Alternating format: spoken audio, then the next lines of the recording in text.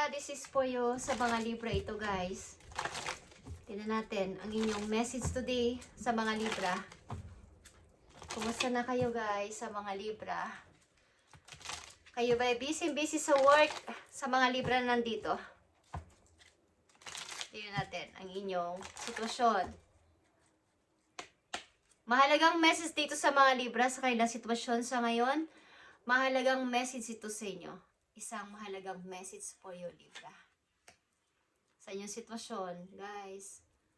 May gusto ba kayong puntahan, guys? May gusto kayong puntahan. Gusto nyo mag-travel. Gusto nyo maglakbay. May gusto kayong piliin na person, ilan sa inyo? Tingnan natin, Libra.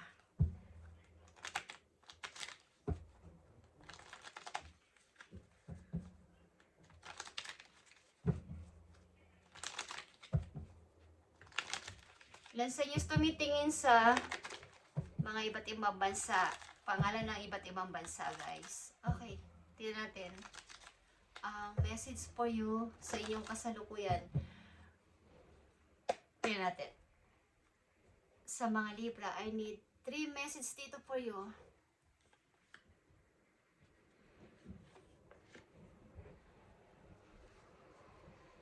Kasi nga may mga bagong dumarating na offer o mga bagong idea na pumapasok sa inyong isip. So, ano ang dapat kong gawin? Ano ang dapat kong piliin? May bago din person na dumarating o dumating sa inyong buhay, Libra. Okay? Bagong tao, bagong mga person is dumarating o dumating. Tingnan natin ang inyong message. Nandito ang Queen of Pentacles at ito ay Capricorn, Virgo, Taurus. Okay. So, ikaw ito as a Queen of Pentacles.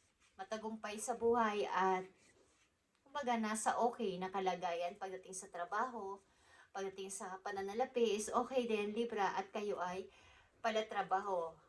Okay? Palatrabaho mga Libra nandito. Tingnan natin ito, guys. So, sa malayo, may nakatingin sa inyo, guys. Ito ay Aries energy. Leo Aries is here.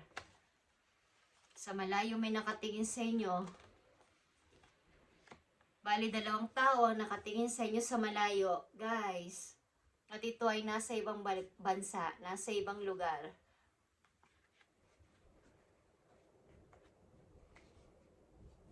May offer, guys, Libra, para sa inyo.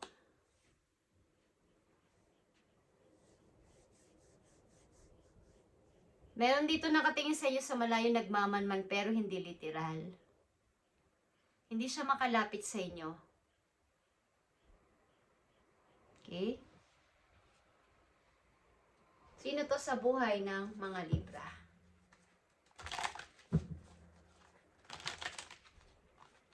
Naghihintay lang to ng tamang timing na kayo ay lapitan because kayo ay busy. Marami kayong sigurong ginagawa sa buhay at may mga taong humahanga sa inyo. Tingnan natin to, guys, Libra. May gusto sa inyong bumisita. May gusto dito mag-travel. Or may dapat kayong piliing isa sa 2 taong nagmamahal o nagpapapansin sa inyo. Tingnan natin to, Libra. Ang King of Wands is here. Nandito ang King of Wands. Andito ang King of Cups. Okay? King of Wands is here. So, ito ay illusion. King of Cups is 7 of Cups, guys.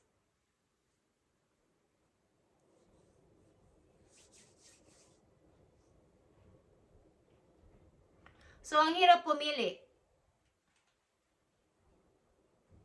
Andito yung iisipin mo na reality na ba to? Illusion lang to? Fantasy lang ba to? Andito naman yung marami kang mga bagay na naiisip sa isang tao na to, na ito ba ay totoo? Ito ba ay, kumbaga, ang lahat ba ng sinasabi niya ay totoo? Yung mga offer ba niya sa akin ay totoo? Okay, so napakaraming katanungan sa inyong isip sa mga Libra nandito. At ang hirap pumili, guys. Tingnan natin to, guys.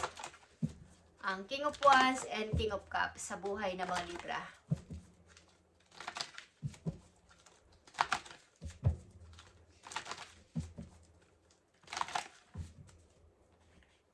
So, kailangan ninyong maging matalino dito sa pagpili sa mga Libra nandito.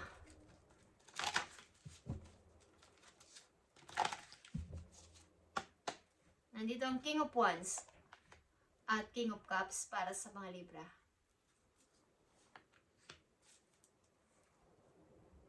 So, magkaugnayan din dito ang religious, guys. Ang inyong paniniwala about sa pag-ibig at paniniwala tungkol sa pananampalataya. Okay, sa inyong sitwasyon sa pag-ibig. King of Wands is getting to know each other. Something na ang tao na to ay kinikilala ka pa lang o kinikilala mo pa lang siya.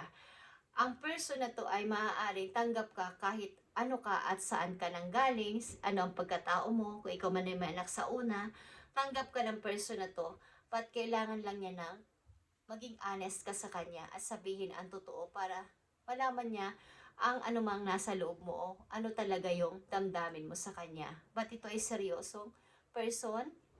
Ito din ay maaaring businessman or businesswoman na energy, okay? Ito ay kaya kang i-provide, okay, ng person na to. Parang hindi ka naniniwala sa kanyang, parang sa propose niya, sa sinasabi niya, hindi ka masyadong naniniwala. Ito ba ay fantasy o ito ba ay totoo? Okay? King of Cups is here para sa mga Libra.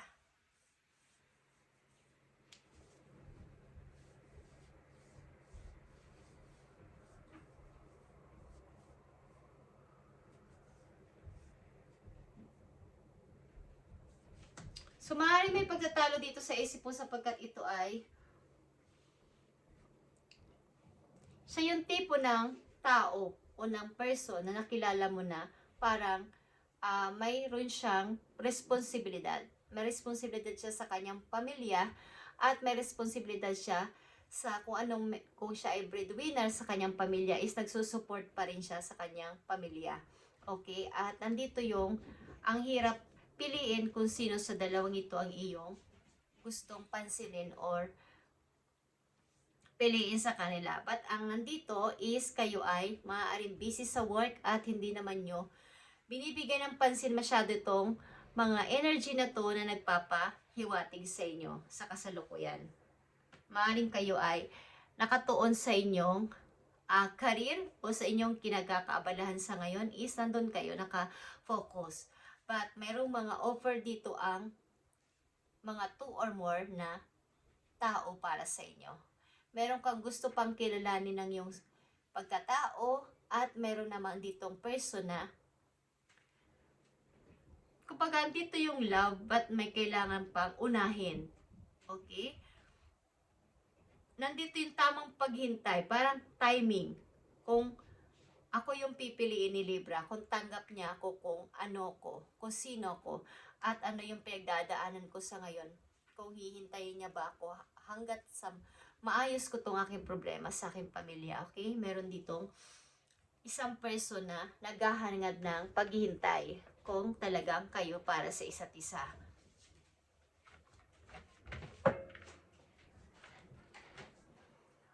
Tingnan natin to, Libra.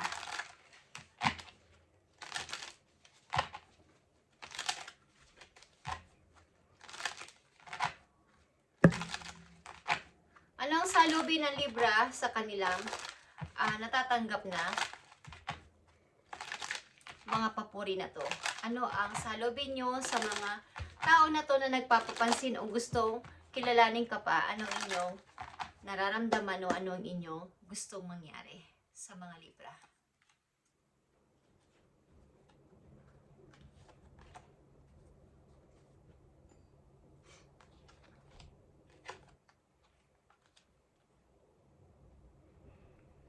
Okay, 3 of Cups and Temperance.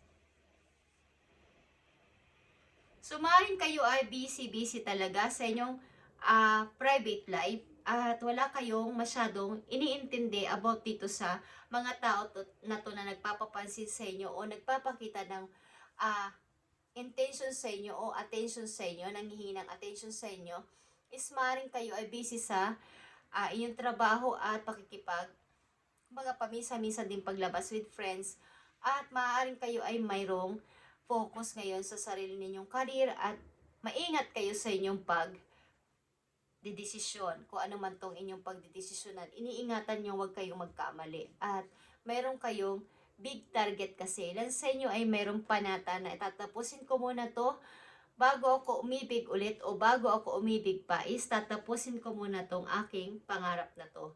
Itong aking gustong buuin. Maring ito ay hindi nyo pa natatapos sa mga bilihin o hindi nyo pa natatapos sa bahay o mayroon pa kayong dapat na i-build o parang bilhin or itayo or what is, meron kayong panata na kailangan ko muna itong tapusin bago ako magseryoso sa pag-ibig na to o sa mga offer nila.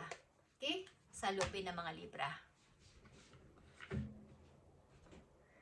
Tingnan natin ang mangyayari dito, Libra, sa inyong pag-ibig. Maring kayo ay hindi naman seryoso sa ganitong klaseng mga offer. At meron man o nandyan man sila sa inyong paligid is nandyan yung inyong parang wala lang. Okay? Parang hindi naman kayo masyadong nagmamadali pagdating sa kakasamahin sa buhay. Tignan natin, Libra.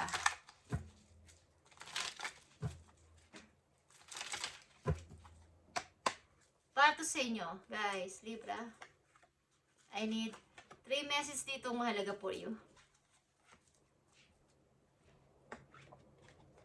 8 of Pentacles, 6 of Wands, and Queen of Pentacles again. So, kayo talaga ay nakapokus sa inyong target sa buhay. Maaaring pag-iipon talaga para sa future at maaaring masaya kayo sa ginagawa nyo sa ngayon at nag-i-enjoy kayo sa pagiging single o single mom o single dad. Wala kayong masyadong, kumbaga, hindi naman to masyadong big deal sa inyo kung siseryosohin nyo o hindi. Kung may lumalapit man o nag-o-offer is okay lang naman. Hindi naman kayo masyadong apektado dito. Okay? Mas nakafocus kayo sa karir ninyo at seryoso kayo sa inyong dream na to. Kung ano man tong gusto ninyong pasimulan, seryoso kayo. Okay? Para to sa mga Libra, maaaring kayo ay merong may mga tagahanga sa paligid. At maaaring may gusto sa inyong bumisita o bisitahin kayo galing sa malayong lugar, guys. But maaaring ito ay babago pa lang ng mga tao at naghihintay ng iyong atensyon. Tingnan natin, Libra. Ang inyong career. So, kayo ay maaaring mag-focus sa pagbibusiness o magninegosyo kayo, guys. Think about executive rules like becoming a CEO or anything to the corporate sector. Okay. Ilan sa inyo ay maaaring nag-iisip na magnegosyo, ano man tong negosyo na to, magsimula man kayo sa maliit o malaki kaagad is maaaring ito yung inyong target sa ngayon. Okay. Raise your awareness and think bigger if you want a different outcome. Mas laliman nyo pa ang pag-isip, ano ba ang in ngayon, ano ba ang dapat kong i-start na negosyo. At maaaring dito nga kayo nakafocus like I said kanina at wala kayong masyadong malaking porsyentong binibigay sa mga tao nagpapapansin sa inyo about sa pag-ibig. Meron man at meron is, andyan lang yun at tamang timing na lang ang bahala kung ako ay iibig ulit or makikipag-relasyon ulit. Okay, sa mga Libra ito na maaaring single mom or single dad na nandito sa reading is ito inyong mindset sa ngayon is magpatuloy sa pagpapaunlad sa pananalapi at magnegosyo. Okay, Libra, this is your reading today at God bless sa inyong lahat, guys. At good luck sa inyong iisipin at i-build na business na to at huwag kayong kumbaga, do not be intimidated to enter the world of business. Kaya mo to, Libra. Okay? You've got this. Kung kayo ay mag-i-start magnegosyo, ito man ay online or ito man ay may bibiling kayong pwesto, magtatayo kayo sa ganitong klaseng place is pwede guys. Okay. Andito ang luck para sa inyo, guys. Swerte ito. Believing in your own luck can help you cultivate an abundance mindset. Okay, guys? So, ipagpatuloy ninyo inyong naiisipan na negosyo, guys. Kung naman tong inyong i-start na negosyo is, magtatagumpay kayo dito. Okay? Sapagkat ang inyong focus ngayon ay diretso. Ang inyong, kumbaga, yung target nyo ay doon lang kayo nakatitig. Hindi kayo umiiba ng tititigan. Okay, Libra, good luck and God bless. Dumami pa sana ang inyong ipon at maging successful kayo sa inyong i-start na negosyo. Thank you, Libra, and God bless.